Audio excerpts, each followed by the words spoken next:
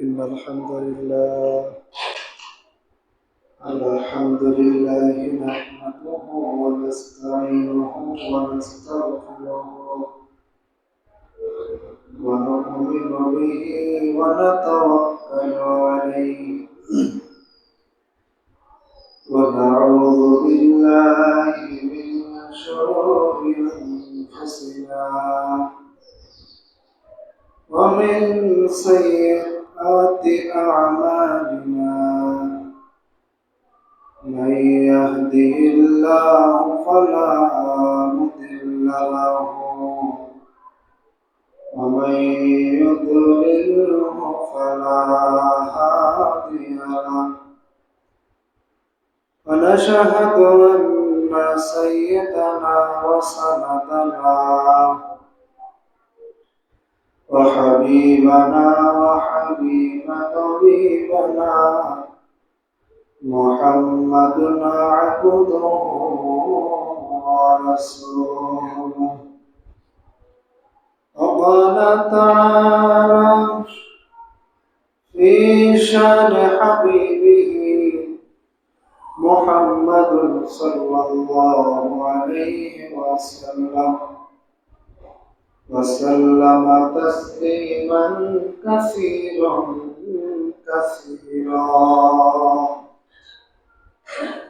وداعيا إلى الله بإذنه وسراجا منيرا أما بعد فأعوذ بالله من الشيطان الرجيم بسم الله الرحمن الرحيم إن الله وملائكته يصلون على النبي يا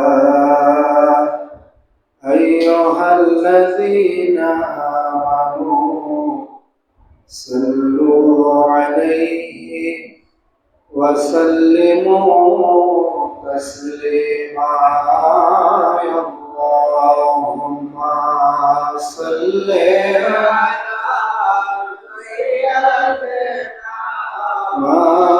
مولانا محمد وعلى آله مولانا محمد اللهم صل على سيدنا مولانا محمد وعلى آله مولانا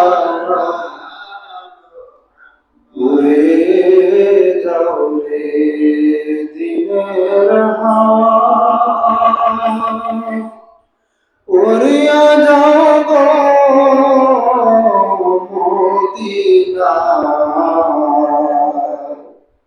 মোদের দূর পৌঁছায়া দিও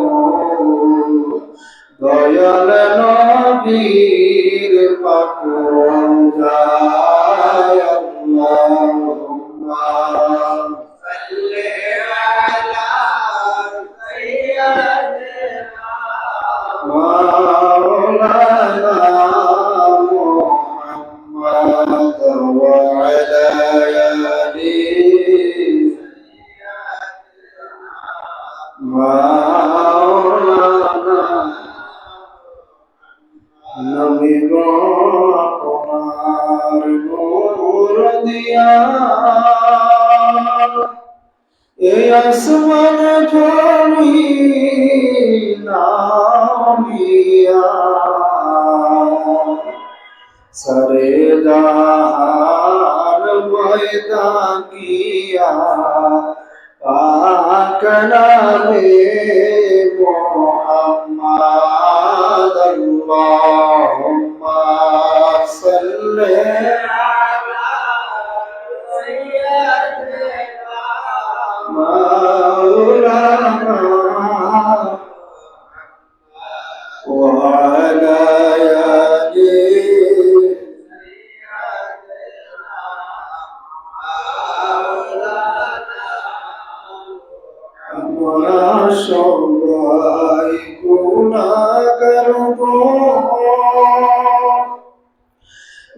আপনায় আমরা ছিলাম না,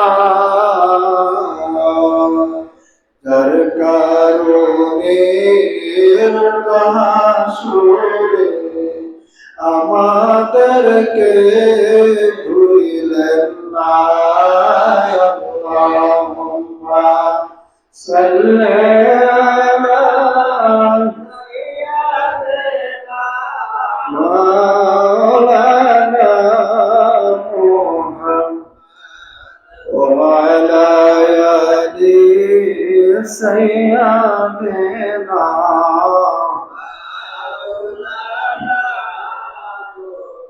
লা ইলাহা লা ইলাহা লা ইলাহা জোরে লা ইলাহা ও লা ইলাহা হাসবি রব্বি জাল্লাল্লাহ মা ফি কলবি গায়রুল্লাহ হাসবি রব্বি মা ফি কলবি নূর মুহাম্মদ সাল্লাল্লাহু লা ইলাহা জোরে লা ইলাহা জোরে লা ইলাহা লা ইলাহা ও লা ইলাহা মুহাম্মদ রাসূলুল্লাহ সকলে বলেন সাল্লাল্লাহু আলাইহি ওয়াসাল্লাম। আলহামদুলিল্লাহ সুবহানাল্লাহ, সমস্ত প্রশংসা মহান মনিবের দরবারে, যে মহান মনিব আল্লাহকে আমাকে দয়া করে পবিত্র জমাবারে জমা নামাজ আদায় করার জন্য তার ঘর মসজিদে আসার মতো তৌফিক দিলেন। ওই মহান মনিবের দরবারে কালেমাত শুকর সকলে উচ্চ আওয়াজে বলেন আলহামদুলিল্লাহ। বর্তমান পরিস্থিতি পরিবেশ অনেক ভয়াবহ পরিবেশ। বাংলাদেশের বিভিন্ন জেলায় বন্যায় কবলিত মানুষ ভিটে হারা হয়ে গেছে, বাড়ি হারা হয়ে গেছে, ঘর হারা হয়ে গেছে। এমন ভাবে পানি আসছে যে পানিতে মানুষের ঘরের চাল পর্যন্ত ডুবে গেছে। প্রতি বছর এরকম ভাবে আমাদের উপরে এই আযাবটা আসে। আমরা যদি সবর করে ধৈর্য ধারণ করে যদি আমরা থাকতে পারি, তখন আল্লাহ পাক রব্বুল আলামিন তার আসমান থেকে ফয়সালা করবেন। কারণ আল্লাহ রাব্বুল আলামিন বলেন ইন্নাল্লাহা মা'আস সাবিরিন। যদি বান্দা ধৈর্য ধারণ করে, যদি সবর করে, আমি সেই বান্দার সাথে থাকি। যদি আল্লাহ পাক ধৈর্যের মাধ্যমে যদি আল্লাহ পাক আমার সাথে যদি থাকে, তাহলে পৃথিবীর কোন মানুষ, পৃথিবীর কোন শক্তি আমাকে পরাজিত করতে পারবে না, আমাকে ধ্বংস করতে পারবে না। কারণ সমস্ত ক্ষমতার মালিক যিনি, তিনি থাকবে আমার সাথে। তার শক্তিতেই আমি চলবো, তার শক্তিতেই আমি থাকবো। পৃথিবীর কোন শক্তি তখন আমাকে পাকড়াও করতে পারবে না। ধৈর্যের পরীক্ষা অনেক। যত নবী আল্লাহ পাক দুনিয়াতে পাঠাইলেন, প্রত্যেক নবীকেই আল্লাহ পাক এমন ধৈর্য তাদেরকে দেওয়া হয়েছে। তারা এমন ধৈর্য অবলম্বন করে চলেছে মার খেয়েছে, আঘাতপ্রাপ্ত হয়েছে, তরবারির আঘাত, তীরের আঘাত, মানুষের আঘাত, পাথরের আঘাত, সমস্ত আঘাত তারা সহ্য করেছে। তারা সহ্য করার পরেও পৃথিবীর কোন শক্তি, পৃথিবীর কোন মানুষ তাদেরকে দাবিয়ে রাখতে পারে নাই। তেমনি ভাবে নবুয়তের দরজা আল্লাহ পাক তার হাবিবের মাধ্যমে বন্ধ করে দিয়েছে। আনা খাতামান নাবিয়্যিন, আমার নবীর পরে আল্লাহ বলে, আল্লাহ হাবিব বলে আমার পরে আর কোনো নবী আসবে না। যদি নবী আর না আসে তাহলে নবুয়ত আর কেউ পাবে না। কারণ নবুয়তের দরজা আল্লাহ তখন থেকেই নবীজির মাধ্যমে নবুয়তের দরজাকে আল্লাহ বন্ধ করে দিয়েছে। তারপর থেকে আল্লাহ পাক বেলায়েতের দরজা খোলা রাখছে। যে বেলায়েতের দরজা থেকে আল্লাহ পাকের নেককার বান্দা, আল্লাহ পাকের পরহেজগার বান্দা, যাদেরকে আমরা মনে করি আল্লাহর ওলিগণ, আল্লাহর ওলিগণ দিয়ে আল্লাহ পাক বেলায়েতের দরজা খোলা রেখেছে। শুধুমাত্র আল্লাহর ওলি নয়, আল্লাহর ওলি পুরুষ শুধু নয়, আল্লাহর ওলি একজন মহিলাও হতে পারে, তাই না? কারণ আল্লাহর বন্ধু হতে গেলে আল্লাহর ইবাদত করতে হবে, আল্লাহর হুকুমগুলো পূরণ করতে হবে। আল্লাহ পাকের সমস্ত কিছু যখন আমি শরিয়াত, তরিকত, হকিকত, মারিফাত, এই চারটি জ্ঞান যখন আমার ভিতরে আসবে, এই জ্ঞান, এই শক্তি, এই আলো একটি পুরুষ অথবা একটি নারীর ভিতরে থাকতে পারে। যখন একটি পুরুষ এই জ্ঞান, এই দরজারে যখন তিনি পৌঁছাবে, তখন তিনি আল্লাহ পাক রব্বুল আলামিনের সেই নেককার বান্দা হয়ে যাবে। একটি মহিলা যদি সে যদি এরকম আমল করে, ইবাদত বন্দেগী করে, তাহলে সেও আল্লাহ পাকের নেককার বান্দী হয়ে যেতে পারে। তাদের দোয়া আল্লাহ পাক কবুল করবে। যেমন আল্লাহর ওলিগণ আমরা যারা দেখি পুরুষ, কারণ তাম পৃথিবীতে শুধুমাত্র পুরুষদের আমরা দেখতে পাইতেছি, সারা বাংলাদেশ নয়, বহির্বিশ্বে সহ তারা আল্লাহর ওলিগণ এরকম ভাবে দেখি। কিন্তু আমরা জানি না যে অসংখ্য নারীগণ এরকম ভাবে আল্লাহর বন্ধু, আল্লাহর ওলি হয়ে গেছে। আমাদের জানা নাই, অনেকের জানা আছে, অনেকের জানা নাই। হতে পারে আপনার আমার আশেপাশেই থাকতে পারে, কারণ সে এমন ভাবে ইবাদত করছে। একটা পুরুষ আর কতটুকু ইবাদত করে, একজন নারী তার থেকে বেশি ইবাদত করে। আর 7 জন ওলির থেকে একজন মহিলা ওলির মহত্ব অনেক বেশি। বুঝলেন, মহিলারা আল্লাহর ওলি হইতে তাদের দাম কত, মর্যাদা কত। 7 জন আল্লাহর ওলির যে দাম, সেই দাম একজন মহিলা ওলির।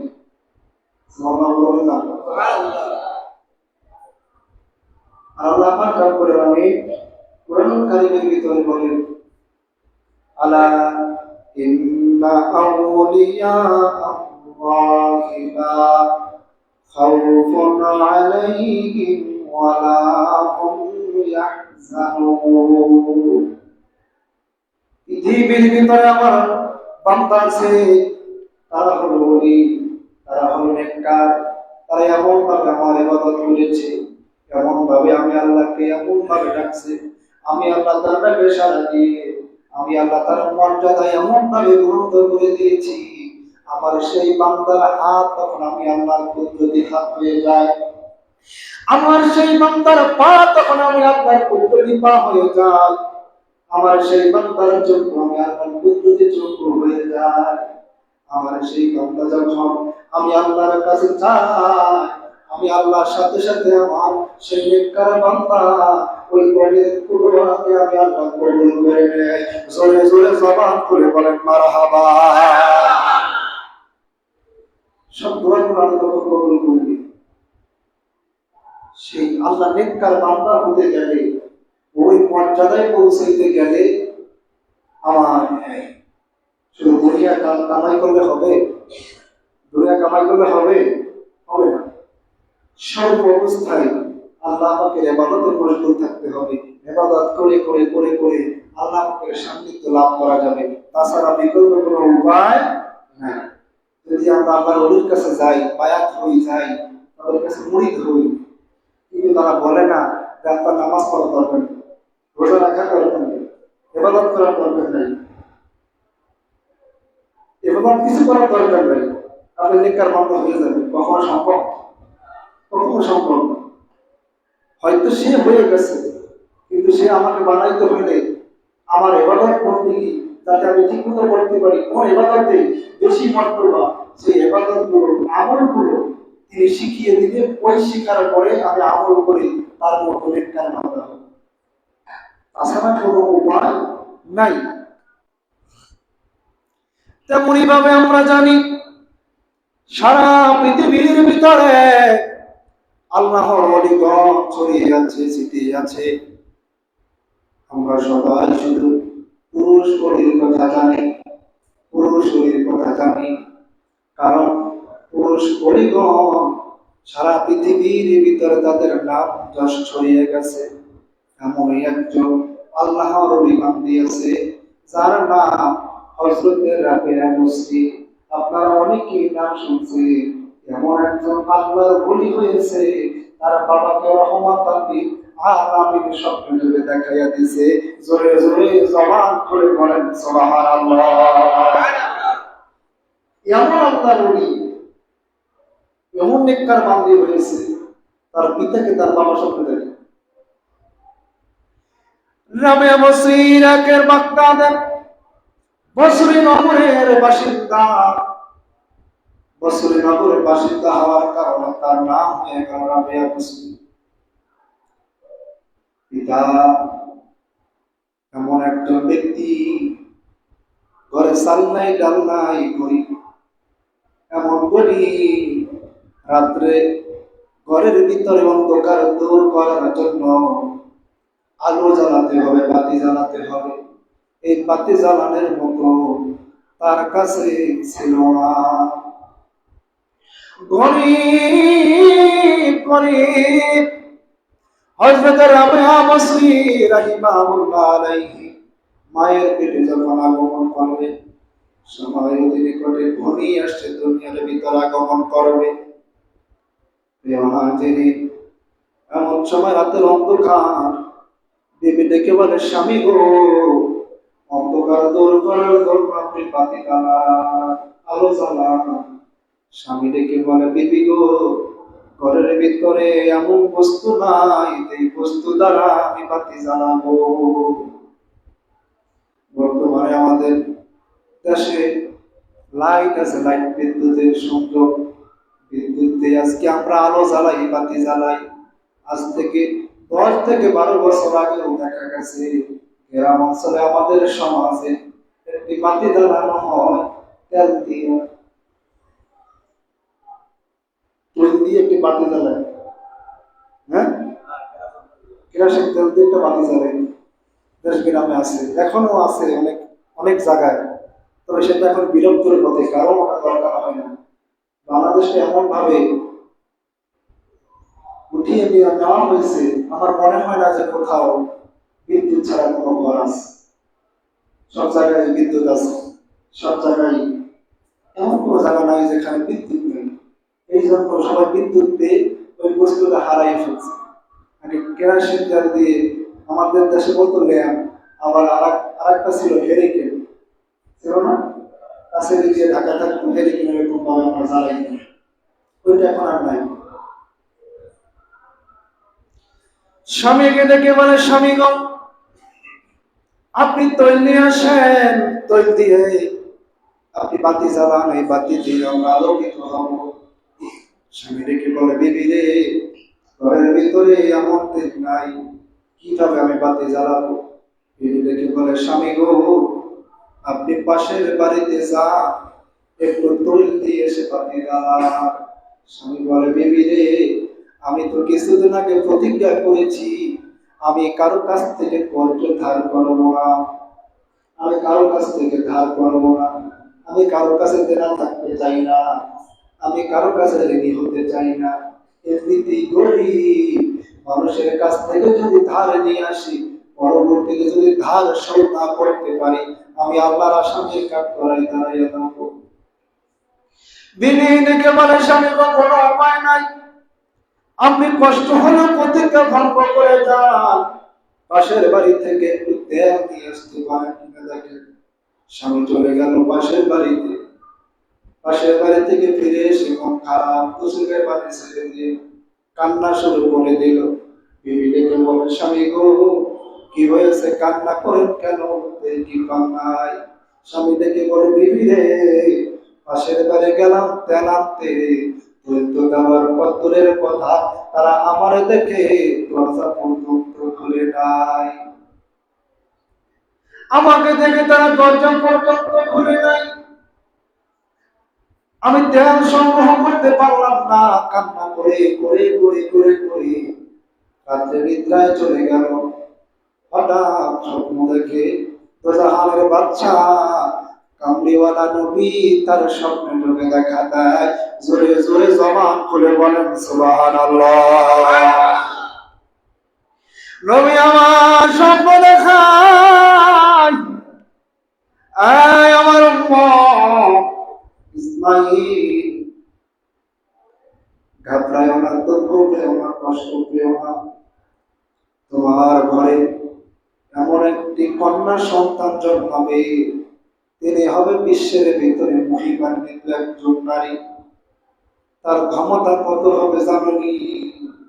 হাসরের ময়দানে আমার গুনাহগার উম্মতের মধ্যে থেকে ৭০,০০০ গুনাহগার পাপী উম্মতকে এই কন্যা জান্নাতে নিয়ে যাবে। জবান খুলে বলা যাবে কি সুবহানাল্লাহ। এমন ক্ষমতা তার হবে ৭০,০০০ আমার পাপী উম্মতের মধ্য থেকে ৭০,০০০ উম্মত এই নারী মুক্ত করে দিবে, পাপ থেকে সুপারিশ করে সাফায়াত করে জান্নাতে নিয়ে যাবে। স্বপ্ন দেখানো হলো, আরো বলবো করে তোমার বাসার ভিতরে তো কিছু নাই, বছর বাচ্চা যিনি আছে এই বাচ্চা আমিরের কাছে যাবা এবং একটি কথা তাদের বলবা, এই কথাটা তুমি খাতার ভিতরে বিস্তারের ভিতরে লিখবা। কি কথা লিখবো? নবী বলে দিল, বাচ্চা আপনি প্রতিদিন রাত্রি ১০০ বার দুরূদ শরীফ পড়ে ঘুমায়া যান। শুক্রবার আসলে বৃহস্পতিবার রাত, শুক্রবারের রাত হলো বৃহস্পতিবারের রাত, বৃহস্পতিবার রাত্রে আপনি ৪০০ বার দুরূদ শরীফ পড়ে ঘুমান। কত জমায় কত শুক্রবার আপনি ৪০০ বার দুরূদ শরীফ না পড়ে ঘুমায়া গেছে। এই কথাটা খাতার ভিতরে লিখে বাচ্চার কবরের কাছে দিবা এবং তাকে তার কাছে দেওয়া, তার কাছে দেওয়ার পরে তোমাকে সে সাহায্য করবে। আজকে আমি যদি ৫০০ বার দুরূদ শরীফ পড়ে রাতে ঘুমাই, আমি যদি আমলটা করি, আমার মুসলিম ভাইরা কেউ আপনারা জানেন না, আর আমার যদি মিস হয়ে যায় সেটা তো আপনারা জানবেন না। জানবেন আমি কি আমল করি না করি এটা কেউ জানে? একমাত্র আল্লাহ পাক ছাড়া আর কেউ জানে না। খাতার ভিতরে লেখা হলো, পাঠিয়ে দেওয়া হলো চিঠি। বাচ্চা চিঠি দেখে অবাক দৃষ্টিতে তাকিয়ে আছে। এমন ঘটনা কিভাবে সম্ভব? আমি দুরূদ শরীফ পড়ি, এই দুরূদ শরীফের কথা আমি সারা পৃথিবীর কেউ আর জানে না। কিভাবে জানলো? কিভাবে জানলো? যিনি জানে তিনি তো সাধারণ কোন ব্যক্তি না, যিনি জানে তিনি সাধারণ কোন ব্যক্তি না, যিনি জানে তিনি তো সাধারণ কেউ হতে পারে না। এবং যেটির ভিতরে লেখা আছে 400 বার দরুদ শরীফ না পড়ার কারণে আপনি বর্ষার ভিতরে গরিব দুঃখীদের ভিতরে আপনি কিছু দিরহাম হাদিয়া পাঠায়া দেন, কিছু দিরহাম হাদিয়া পাঠায়া দেন। অবাক দৃষ্টিতে তাকিয়ে আছে, যেটা বলবো এটা দেওয়া দরকার। সারা বছর ভিতরে যারা গরিব আছে সমস্ত গরিব দুঃখীদেরকে হাদিয়া দেওয়া হলো। দিতে দিতে দিতে দিতে যে ব্যক্তি মহিমান্বিত সম্মানিত ব্যক্তি হযরতে রাবেয়া বসরির পিতা 400 দিরহাম বাচ্চা হাতে নিয়ে নিজে এই 400 দিরহাম রাবেয়া বসরির পিতার কাছে দিয়ে আসলো এবং বলল, জনাব আপনার ভবিষ্যতে যদি কিছু দরকার হয়, আপনার যদি কোনো প্রয়োজন হয় আপনি আমাকে বলবেন, আমি যথাসম্ভব আপনার প্রয়োজন মিটিয়ে দিব। 400 দিরহাম তিনি পেল। গরিব মানুষ আস্তে আস্তে সংসারটা উপরের দিকে যাচ্ছিল। অন্ধকার আচ্ছন্ন রাত্রে রাবেয়া বসরি পৃথিবীতে আগমন করলেন। পৃথিবীতে আগমন করার পরে আস্তে আস্তে তিনি বড় হতে লাগলেন। আস্তে আস্তে বড় হতে লাগলো। বড় হতে না হতে মাতা দুনিয়া থেকে চলে গেল। কিছুদিন যেত না যেতে পিতা দুনিয়া থেকে চলে গেল। তারা 4টি মাত্র বোন। তিনি হলো তিনি হলো ছোট। তার আগেও 3টি বোন ছিল। গরিব মানুষ, পিতা হারা মাতা হারা, এতিম সন্তান রাস্তায় রাস্তায় ঘুরে। কষ্ট কষ্ট কষ্ট, খানা নাই, পিতা নাই, বাবা নাই, আমাদেরকে কে দেখবে কে দেখবে। সবাই তার মুখ চারদিকে ছড়াইয়া গেল। কারো বাসায় কাজ করতে লাগলো, নিজের কাজ কাজ করে নিজেদের কোন রকম পেট চালাইতে লাগলো। একবেলা খাইতে গেলে পরে আর একবেলা খাইতে পারে না। সারা অবস্থায় দুর্ভিক্ষ দেখা দিল। মানুষ না খেতে পেয়ে কষ্ট করতে লাগলো। কে কারে বাসায়, কে কার দিকে লক্ষ্য করে। 4টি বোন, হঠাৎ 3 বোন হারাইয়া গেছে। রাবেয়া বসরি একা, কিন্তু তার সাথে যিনি আছে জবান খুলে বলেন তিনি কে? একমাত্র রাবেয়া বসরি আর আল্লাহ, আর কেউ নেই। বস্তার ভিতর থেকে জঘন্য একজন ব্যক্তি তাকে নিয়ে গেল, বাজারে নিয়ে তাকে বিক্রি করে দেওয়া হলো।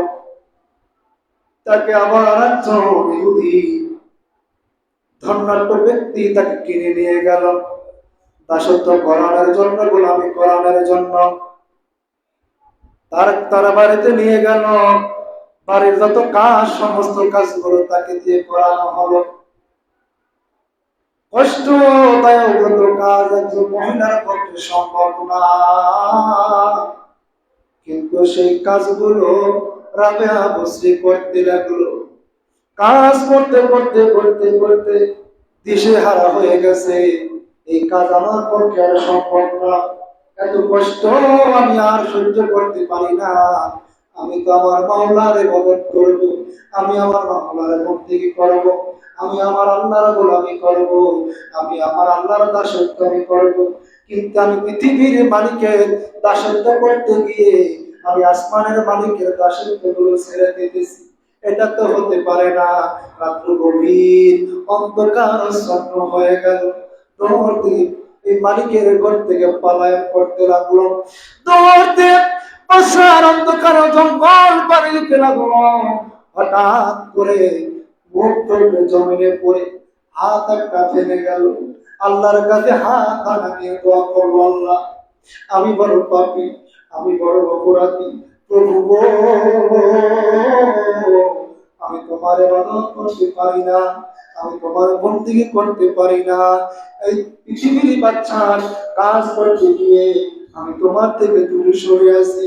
আল্লাহ, আমি চাই তুমি আমার উপর সন্তুষ্ট হও। আমি কি তোমাকে রাজি করতে পারছি কিনা? প্রভু গো, তুমি আমাকে আওয়াজ দিয়ে বলো তুমি আমার উপর সন্তুষ্ট আছো কিনা। গাইবি একটি আওয়াজ বসার জঙ্গলের ভিতর থেকে আসলো, আমি আরে ধৈর্য ধরো, সবর করো, ধৈর্যশীলের সাথে আমি আল্লাহ আছি। কারণ আমি আল্লাহ কোরআন কারীমের ভিতরে বলে দিয়েছি, ইন্নাল্লাহা মা'আস সাবিরিন। ধৈর্যশীলের সাথে আমি আল্লাহ আছি। আমি আল্লাহ যার সাথে আছি তার কোনো পৃথিবীর ভিতরে ভয় থাকতে পারে না। কথা বলেন ঠিক কি না? যার সাথে আল্লাহ আছে তার কখনো ভয় নাই, তার কখনো পৃথিবীর মানুষ ক্ষতি করতে পারবে হয়তো একটু কষ্ট হবে, কারণ আল্লাহ পাক যার সাথে থাকে তাকে জ্বালাইয়া পোড়াইয়া পরীক্ষা করিয়া তারপরে আল্লাহ তার মনোনীত তার নেককার বান্দা হিসাবে কবুল করে। দেখবেন পৃথিবীতে অসংখ্য আল্লাহর ওলি আছে। আল্লাহ পাকের নবীগণ আছে, তাদের জীবনী হিস্টোরি, সাহাবীদের জীবনী হিস্টোরি দেখতে গেলে দেখা যায় তারা সবাই এরকম কষ্ট সহ্য করে করে করে করে সাহাবীদের ভিতর থেকে 10 জন সাহাবী জান্নাতের সার্টিফিকেট পাইছে দুনিয়াতে বসে। তাদের এমন ভাবে পরীক্ষা করছে, তারা পরীক্ষায় পাস, যার কারণে আল্লাহ পাক তাদেরকে সুসংবাদ নবীর মাধ্যমে দিয়ে দিল, হাবিব আপনি জানায়া দেন তারা হলো জান্নাতি সমান। এরকম ভাবে পড়াইয়া পড়াইয়া তারপরে আপনাকে নেককার বান্দা হিসেবে কবুল করে। রাবেয়া বস্ত্রী মনে মনে চিন্তা করলো, পৃথিবীতে তো আমার কেউ নাই। কেউ আছে?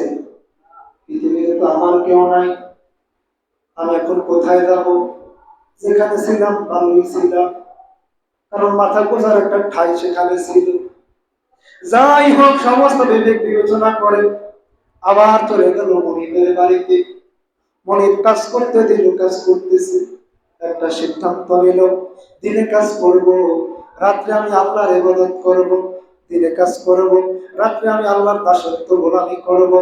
যতটুকু রাত্রে আমি আগে বিশ্রাম নিতাম, বিশ্রাম আমি নিব না, কারণ আমি আল্লাহ পাককে ভালোবাসি। আমার আল্লাহ ছাড়া আমার আর কেউ নাই। ওই আল্লাহর দিকে আমার থাকতে হবে, ওই আল্লাহর সাথে সম্পর্ক রাখতে হবে। এই জন্য রাত্রে আমি যতটুকু বিশ্রাম করি, এখন থেকে আর বিশ্রাম আমার করা যাবে না। এখন থেকে আর আমার বিশ্রাম করা যাবে না, বিশ্রাম আর নাই। দিনে কাজ করে, মালিকের হুকুমগুলো পূরণ করে, রাত্র যখন হয়ে যায় ঘরটা বন্ধ করে, দরজা বন্ধ করে আল্লাহর সাথে প্রেম করে, আল্লাহর গোলামি করে, সেজদা করে গুন গুন করে কাঁদবে। মনিব ঘুম ভেঙে যাওয়ার পর টের পাইছে কান্নার আওয়াজ কোথা থেকে আসে, কান্নার আওয়াজ কোথা থেকে আসে। তিনি ঘুম থেকে উঠে জানালা ফাঁক করে দেখে রাবেয়া বস্ত্রী সেজদায় পড়ে কেমনে জানি গুন গুন গুন গুন করে কান্দে, ইবাদত বন্দেগী করে, দোয়া করে, আল্লাহর সাথে কথা বলে। দুনিয়ার বাদশা এই ইহুদি দিলের ভিতরে নাড়া লাগলো, এমন একজন ব্যক্তি যিনি আল্লাহর গোলামি করে, তাকে দিয়ে আমি কেমনে আমি আমার গোলামি করাই, তাকে দিয়ে আমি কেমনে আমার দাসত্ব আমার কাজগুলো করাই। এটা তো হতে পারে না, এটা তো হতে পারে না। পরদিন সকালবেলা রাবিয়া বস্ত্রীকে ডেকে বলে, আপনার আর কাজ করতে হবে না, আপনাকে আমি মুক্ত করে দিলাম, আপনাকে আমি আমার থেকে আজাদ করে দিলাম। জোরে কোন মারহাবা। আজাদ করে দিলাম। রাবিয়া বস্ত্রী বলে, হুজুর আপনি যদি আমাকে এইভাবে তাড়াইয়া দেন, আজাদ করে দেন, আমি কোথায় থাকবো? আমি তো গরিব, আমার তো কেউ নাই, আমি কোথায় থাকবো? আমি কার কাছে থাকবো? কি খাবো? আপনি তো আমাকে একটা পারিশ্রমিক দিতেন মাসে। ইহুদি বলে, আপনি হয় আপনি এখানে থাকবেন, নয় চলে যাবেন। আপনি যার ইবাদত করেন, আপনি যার গোলামি করেন, আপনাকে দিয়ে আমি আমার কাজ করাইতে পারবো না, আমার বিবেকে পাঠাবো। তবে আপনি যেখানেই থাকেন, আপনার আমার কোনো কাজ করতে হবে না। আপনি যেই টাকাটা নিতেন আমার এখানে কাজ কইরা, সেই টাকাটা আপনাকে আমি বিনা পারিশ্রমিকে দিয়ে দেব। আপনি আল্লাহর ইবাদত করবেন আর আমার কাছ থেকে আমি পারিশ্রমিক নিব। বর্তমান আমার লম্বা ঘটনা। এরপরে রাবিয়া বসরি আল্লাহ পাক তালাশ করার জন্য জ্ঞান অর্জন করতে হবে। তরিকত, হকিকত, হাকিকত, তরিকত, মারিফত, শরীয়ত, সাত্বিক জ্ঞান অর্জন করতে যদি আমি পারি, তাহলে আমি আল্লাহকে দেখতে পাবো, আমি আল্লাহর সান্নিধ্য অর্জন করতে পারবো। সাত্বিক জ্ঞান আমি কোথা থেকে অর্জন করবো? খোঁজ পেল পৃথিবীর ভিতরে, এই এলাকার ভিতরে একজন লোক আছে যার নাম হলো হাসান বসরি। হাসান বসরির কাছ থেকে তিনি এই সাত্বিক জ্ঞান অর্জন করতে লাগলো। এমন ভাবে জ্ঞান অর্জন করতে লাগলো, জ্ঞান অর্জন করে করে করে করে আল্লাহর সাথে তার সম্পর্ক হয়ে গেছে। জোরে জোরে জবান খুলে বলেন সুবহানাল্লাহ। আল্লাহর সাথে সম্পর্ক হয়ে গেল। এখন তিনি আল্লাহ নেককার বান্দা, নেককার বান্দি। হাসান বসরি তাকে পরীক্ষা করার জন্য পানির ভিতরে জায়নামাজ আছে, পানির ভিতরে জায়নামাজ বিছাইছে। রাবেয়া ডাকতে বলে, রাবেরা আসো আমরা এখানে নামাজ পড়ি। দেখতেছে আসলে সে কি সেই জায়গায় পৌঁছতে পারছে কিনা, তার ভিতরে কি সেই ক্ষমতা আছে কিনা, দেখার জন্য পানির উপরে জায়নামাজ বিছাইছে। পানির উপরে জায়নামাজ বিছিয়ে নামাজ পড়া যাবে? কথা বলেন, যাবে? জমিনের জায়নামাজ বিছাইতে হবে, কারণ শক্ত জায়গায় জায়নামাজ বিছাইতে হবে।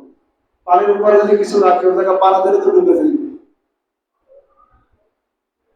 বছর ক্ষমতা দেখার জন্য জায়নামাজে দিয়ে সুন্দরভাবে নামাজ পড়বো, জায়নামাজের উপরে পানি উঠে, সুবহানাল্লাহ বলবেন না? পানির উপরে ভাসমান ছিল, যারা জায়নামাজ ডুবে ওঠে তারা উঠে পড়ে সুন্দরভাবে নামাজ পড়ছে। ইমানি পরীক্ষা দিতে দিতে, ইমানি পরীক্ষা দিতে দিতে দিতে দিতে কষ্ট করে করে করে এমন ভাবে আল্লাহকে পেয়ে গেছে। এমনি তো অভাব, ঘরের ভিতর দুইজন মেহমান। কয়জন? দুইজন ঘরের ভিতর মেহমান। দুইজনের দুইটা রুটি দিছে, মেহমানদারি করানোর জন্য দুইটা রুটি। মেহমানদারি তো পুরা হবে না, হবে মেহমানদারি করানোর জন্য ভালো খাবারের দরকার, কিন্তু তার কাছে আছে দুইটা মাত্র রুটি। মেহমানের কাছে দেওয়া হলো দুইটা রুটি। পাশ থেকে ঘরের বাইরে বিক্রম থেকে বলে, কে গো আছো ঘরের ভিতরে? আমি সারাদিন ক্ষুধার্ত, আমার একটু খাবার দিবানি, আমার একটু খাবার তুমি দিবানি। ঘরের ভিতরে দুইটা রুটি, দুইজন মেহমানের সামনে রুটি দুইটা নিয়া করি ভিখারি ভিক্ষুককে দিয়া দিছে। আরো করে কম সুবহানাল্লাহ। দুইটা রুটি মেহমানের কাছ থেকে নিয়া ভিক্ষুকের কাছে দিয়া দিছে, ভিক্ষুক খাইয়া ফেলাইছে। বাসার ভিতরে এসে বসে আছে, হঠাৎ পাশের ঘর থেকে কিছু রুটি হাতে আসছে। রুটি গোনা দেখে এক এক রুটি হইল 18টা। কয়টা রুটি? জোরে কোন কয়টা? 18টা রুটি তার ঘরের ভিতরে আসছে। রাবেয়া বসরি রুটি ফেরত দিয়া দিছে, বলে দাও, এই রুটি আমার না, এই রুটি হবে অন্য কারো। রুটি নিয়ে আমার চলে গেল বাসার ভিতরে, আরো দুইটা রুটি যোগ করে আবার পাঠানো হলো। রাবেয়া বসরি আবার রুটি গুনতে লাগলো। এক এক গণার পরে দেখি রুটি হলো 20টা। এবার মেহমানদেরকে বলে, মেহমানরা তোমরা রুটি খাইতে থাকো। জোরে জোরে জবান খুলে বলেন সুবহানাল্লাহ। মেহমানরা ডেকে বলে, হাকিকত তো বুঝলাম না, রুটি প্রথম দিয়ে গেল 18টা, তাইলে তো হয়ে গেল 18টা, বেশি তো লাগে না, কিন্তু আপনি রুটিগুলো আবার কেন ফেরত দিলেন? আবার কেন রুটিগুলো গ্রহণ করলেন? রাবেয়া বসরি ডেকে বলে, আল্লাহ রাব্বুল আলামিন বলেছে, কারো কাছে যদি 1 টাকা দান করা হয়, আল্লাহ পাক এই 1 টাকার বিনিময়ে 10 গুণ বাড়ায়া দেয়। আমি রুটি দিছি 2টা, একটা রুটি দিলে আমি রুটি পাবো 10টা, দুইটা রুটি দিছি, দুইটা রুটি দেওয়ার কারণে আমি রুটি নেবো 20টা। কিন্তু রুটি প্রথমে আসছে 18টা, এই জন্য আমি রুটি গ্রহণ করি নাই। পরে যখন 20টা রুটি আসছে, এই রুটি আমার আল্লাহ ভিক্ষুকে দেওয়ার কারণে, দান করার কারণে আল্লাহ পাক রব্বুল আলামিন আসমান থেকে 20টা রুটি আমার ঘরে দান করেছে। জোরে কোন সুবহানাল্লাহ। এইভাবে ঈমান নিয়ে থাকতে হবে, এইভাবে ইবাদত করতে হবে। মহিলারা যদি ইবাদত করে যদি আল্লাহর ওলি হইতে পারে, কত পুরুষ আল্লাহর ওলি হইয়া গেছে, আমরা কেন পারবো না? কথা বলেন, আমরা কেন পারবো না? 4টা জ্ঞান আপনার ভিতর অর্জন করে, অবনতি আপনার দুনিয়ার কারোর কাছে চাওয়া লাগবে না। আসমান হাত উঠাইতে দেরি, আপনার দোয়াগুলো কবুল হইতে দেরি হবে। সুবহানাল্লাহ বলবেন না? সেই মাকামে, সেই উচ্চ স্থানে আল্লাহ পাক যেন আমাদেরকে ইবাদত করতে বেশি বেশি করে নেক আমলগুলো আল্লাহর সন্তুষ্টি অর্জনের মাধ্যমে যেন আল্লাহ পাক আমাদেরকে দিয়ে করায়। আল্লাহ পাক যেন সেই তৌফিক আমাদের দান করে। সকলে বলেন আমিন। ওয়া আখিরু দাওয়ানা আলহামদুলিল্লাহি রাব্বিল আলামিন। তাকাব্বাল সুন্নাহ।